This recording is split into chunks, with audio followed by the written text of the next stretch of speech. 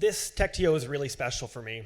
I remember organizing the first ever Venture Out event 3 years ago and researching potential LGBTQ tech leaders to speak, and almost nothing came up. And fast forward to today, 3 years later, we've welcomed over 100 speakers to the stage. So thank you, TechTO.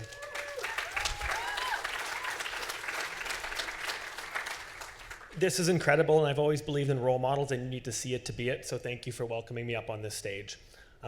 My parents actually came in from Montreal for this on the promise that I wouldn't have too much tech jargon, so I'll do my best to keep it to a minimum. I've had the unique privilege to co-found SalesRight, and we just closed a $350K round led by Concrete Ventures in Halifax, Nova Scotia, with angels and friends on the cap table as well. And I was trying to think, thank you.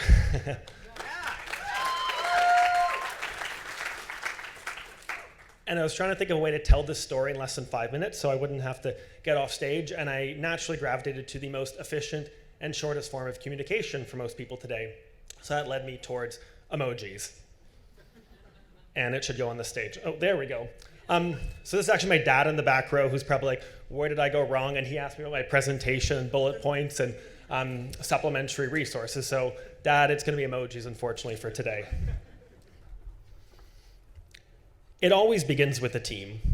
And I had the privilege to co-found the company with Bill, who was actually my boss, and we formed a great connection from day one and actually discussed building a venture together. And there's no founder emoji, so I got Bill's approval, and he said that this actually described us pretty well too. So, until there's a founder emoji. It actually all began for SalesRight on a train to Montreal for Startup Fest last year, even though we had no startup. And for those who have taken the train to Montreal before, that's actually a pretty accurate description of the emoji, even though there are some more modern ones nowadays. For Startup Fest, we had this idea, but we weren't ready to dive in quite yet, so we went there with the goal of speaking to 100 of our target customers right from the beginning before we decided to dive in. Definitely didn't make it to 100, but we decided to do it nonetheless. Back to Bill and I. We're actually quite different, but our passions definitely intersect. Building our product as both a developer and a salesperson, we had some interesting debates from the beginning. But what really made us a team was supporting each other outside of work.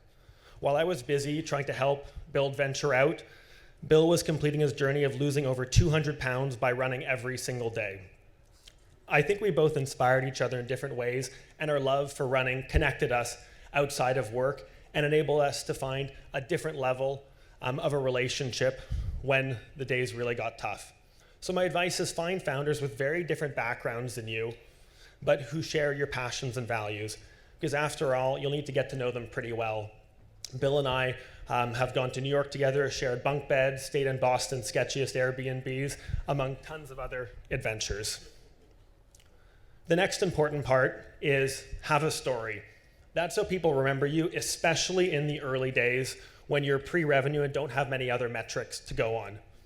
We actually first built SalesRight at an agency called Mindsea when we were only building it to scratch our own itch and to streamline our sales process, but it soon became something bigger. It was a true MVP and jump-started our journey. This process could be really unnatural for a lot of people, and that should never discourage you. This is my face at most networking events. Because investing in yourself, putting money, asking your friends for introductions is really difficult and, frankly, really scary. I also sweat like crazy, get nervous, and would rather be in the corner at events like these, but I recognize these were pretty major blind spots if I wanted to build a startup. Only recently have I become more comfortable with this experience, and I've used a few techniques that help me immensely. Before every single event, I grab a piece of paper out of my notebook and write down current events, sports scores, conversation points, really anything to spark a discussion with someone else. So today I wrote down that Salesforce acquired Tableau, that Scott's from Halifax, and I want to talk to Sage about Techstars. This was also one of the major reasons why I decided to help build Venture Out. I figured if I organized the event and if I was up on stage, then people might want to talk to me. Still a work in progress on that one. Find people at these events and go talk to them. And instead of asking, what do you do for work, or what do you do, or where do you work, ask them, what brings you out to the event tonight? Tell me more about you. Engage with them, learn their story. I also listen to a quick meditation podcast before events, and I wear a waterproof undershirt, and for this event, I wore two. Events like these are magical. You meet the most badass people, and it's key to help validate your story, practice your pitch, and share the journey with like-minded people. So, where are we now? We know that we're climbing a mountain, and we're trying to figure out that right path, that there'll be rough weather along the way and tons of obstacles. And while it's been really exciting to raise venture capital, we realize that that's not a shortcut to finding product market fit, so we're working just as hard as ever. And with that said, it's been an incredible challenge every single day, and I'm so fortunate to have the privilege to have been part of it. So thank you so much.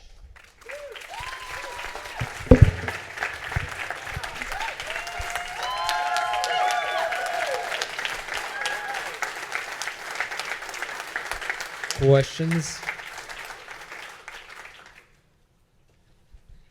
So while the team waits for one, I'll ask one. How did you meet Patrick and Concrete Ventures? Like, they're out in Atlantic Canada. Yeah, so we actually have a split co-founding team. I'm based in Toronto because that's kind of where sales and marketing is based. And we've got a phenomenal team that's all based in Halifax, Nova Scotia. And Patrick is down the hall from us too. So it's nice to have that strategic connection to him. Yeah. Hey there, great presentation. I did a little bit of research on what you were doing ahead of time. My question is, do you have a fully functioning product now? Like, could I attach this to my WordPress site and I could have this scaling, transparent pricing? Yep, so we launched on Product Hunt about 2.5 months ago, and free trials have expired and people put their credit card behind it, so we're super pumped for that. We've actually got some companies in the room today that are using it as well, which is fantastic, and every single sprint we're trying to build out new things and a lot of different opportunities and just taking it day by day. It really looks fantastic. I'll be following up, yeah. Thank you. Last question. Looks like someone in the back. Go. Run that mic. I promise this will be my last question for the day. But how did you know that was the right MVP to build? I guess like I'm stuck in the mind of saying, should I build one more feature? How did you get to land that this is the right MVP? Yeah, so the next feature fallacy is alive and well, and I don't think we'll ever stop. And we've talked to like seasoned founders, and it's always like, oh, if I do this, then I'll be ready to launch again. And I think it kind of unfortunately never ends. For us, our MVP, so we had scratched our own itch at Mindsea about 2.5, 3 years ago. So we tested the product in market with all of our existing clients, and people just kept on asking us like, oh, like I really like this pricing tool you're using. Can I get it? We're like, oh, we just kind of had some developers on the bench and we built it out. So until we got to that point, we finally kind of took the dive, went to Startup Fest and pitched it, and then tried to build a business around it too. So we really had probably 250, 300 people use the product at a really MVP stage before we brought it to that. And we set ourselves a metric.